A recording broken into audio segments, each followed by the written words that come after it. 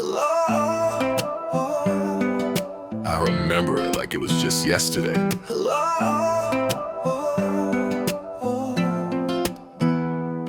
I heard monitors beeping in a sterile room as I was born into a headline predicted to meet a sudden doom.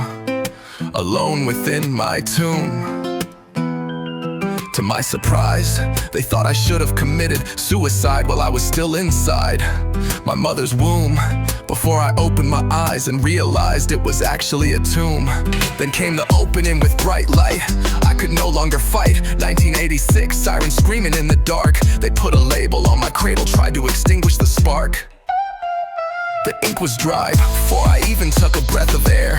Damaged goods, they labeled me with that cold clinical stare. Crack baby, 2 words, a lifetime of no, before I even had a chance to let my own garden grow. Small in the cradle, yeah, my head was a little light, but they didn't see the fire in the pupils burning bright.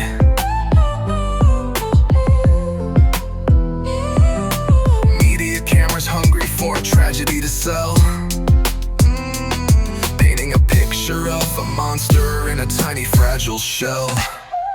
They spoke of biology like it was a prison cell door, but ignored the red lining and the holes in the floor. They blamed the blood but never mentioned the lead in the wall, or the empty cupboards, or the silence in the hall. First steps were shaky, sensory motor on a delay, but the resilience was rhythmic even in the gray.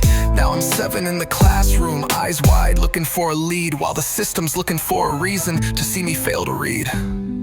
Age 10, I'm an inch shorter than the kid next door, weighing 10 pounds less, but I'm wanting 10 times more. Teacher says I'm withdrawn, maybe a little too quiet. Inside my head's a symphony, outside it's a riot. The research says I'm anxious, maybe a little withdrawn, but I'm just studying the shadows before the coming of the dawn. They call it internalizing, I call it a defense against a world that treats my existence like a past tense. Yeah, the perceptual reasoning was a struggle on the test, but in the art of survival, I was outperforming the rest. But here's the commentary they didn't test.